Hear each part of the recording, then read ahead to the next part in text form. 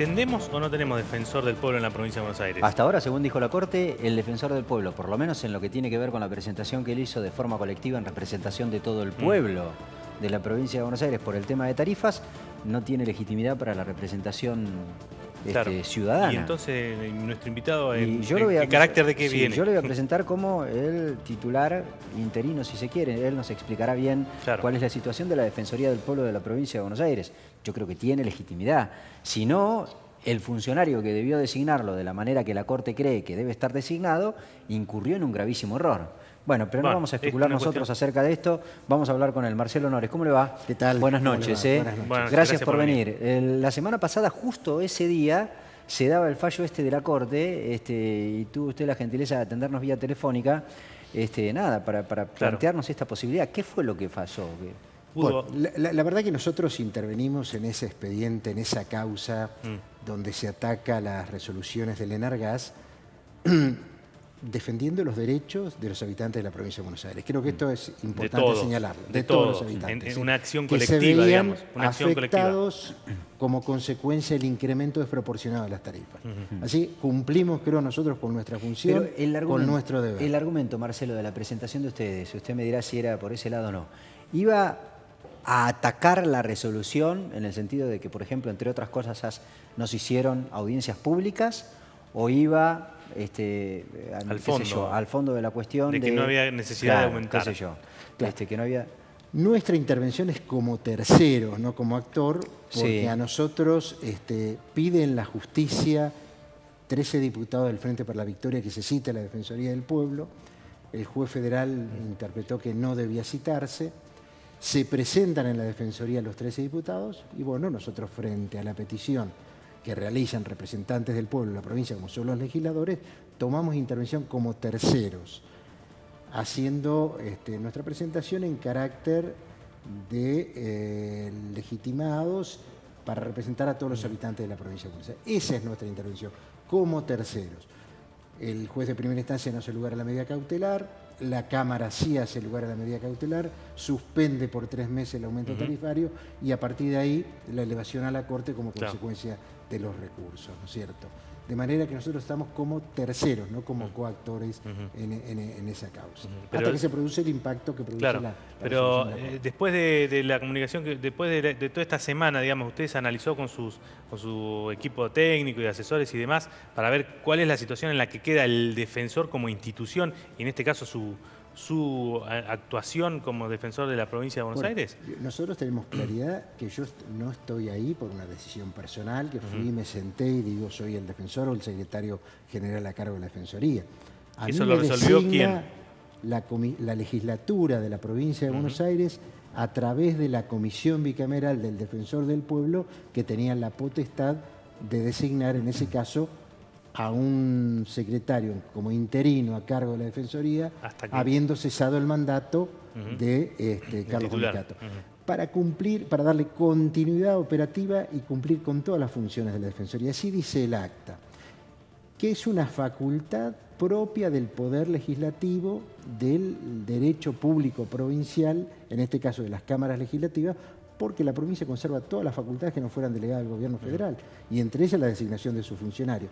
De manera que nuestra designación está basada en una resolución legislativa, ¿no es cierto? ¿Y ustedes interpusieron ante la Corte algún tipo de explicación para que se aclare esta cuestión o algo así? Me acuerdo que alguna vez en la provincia de Buenos Aires existió esto de ir y presentarse a la Corte para preguntarse sobre la situación. ¿Se acuerdan? ¿Te acordás cuando si podía ser candidato o no? El recurso de certeza se llama. El recurso de certeza. Una declaración de certeza. Una declaración de certeza. Para ver si usted está bien o no está bien. Es lo que estamos analizando, que deberíamos hacerlo en instancia provincial, ¿no es cierto? Porque es competencia de la provincia de Buenos Aires, efectivamente.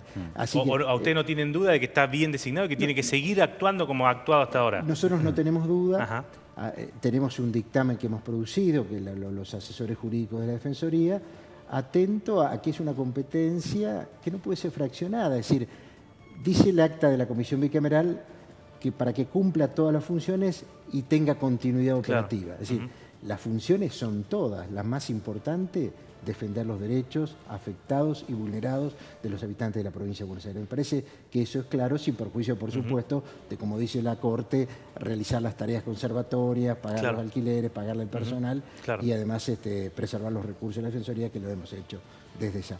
Pero bueno, nosotros en ese tema lo tenemos claro, pero no descartamos eventualmente, frente a alguna presentación, realizar una acción de declaración de certeza en relación a los alcances de la resolución de la Comisión Bicameral. ¿Y hay alguna otra presentación en la que se haya presentado, digamos, la Defensoría del Pueblo en representación del pueblo, como un tercero, en este caso, discutiendo judicialmente el tema tarifas? No, discutiendo el tema tarifas no. Este es el tema que es una cuestión de carácter federal, de carácter nacional, que por ahí puede discutirse la legitimación porque debería estar el defensor del pueblo de la nación. Nuestras intervenciones, otras que ha habido, son en relación a casos de naturaleza individual. La verdad me parece que ningún juez va a deslegitimar al defensor cuando recurre para un medicamento oncológico una persona que está pidiendo por su vida, o cuando recurre alguien a la Defensoría pidiendo de que se cese la fumigación cerca de una escuela, ¿no es cierto? ¿Y hay conciencia colectiva, Marcelo, en el sentido de que la gente sabe que existe la figura de un defensor del pueblo al que se le puede acercar, digamos, todo este tipo de inquietudes? Porque en realidad la sensación que uno tiene, digamos, que una figura como la que usted representa ahora tiene acceso a la justicia, por ejemplo. Y la verdad es que la justicia se supone que es para todos, pero sabemos que a veces es difícil acceder. Por supuesto. Mire, la verdad que la Defensoría a través del tiempo ha ido incrementando notablemente su trabajo.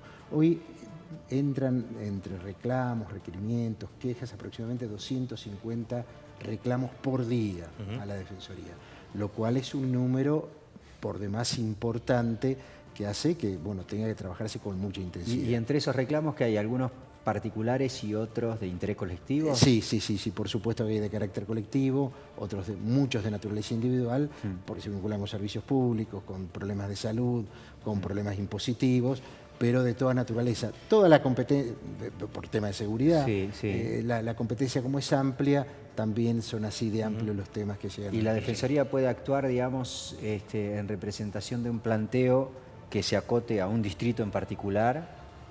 Nosotros tenemos el criterio de que la Defensoría interviene con temas municipales cuando en ese distrito no hay una Defensoría de carácter municipal.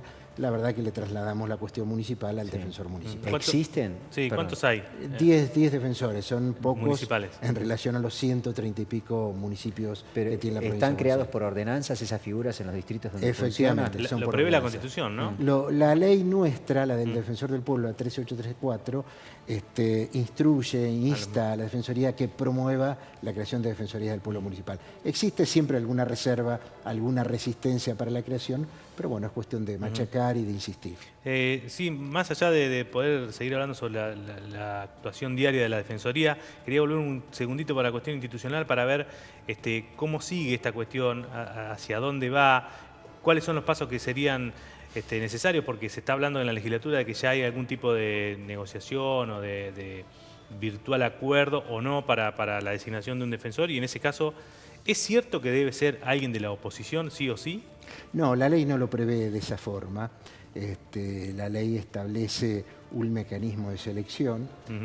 Y yo lo que quiero decir es que la verdad que yo no estoy sentado ahí para eternizarme, ni ha sido mi intención. De hecho, tiene un plazo, ¿no? El mandato. 5 años, efectivamente. El mandato del titular. Efectivamente.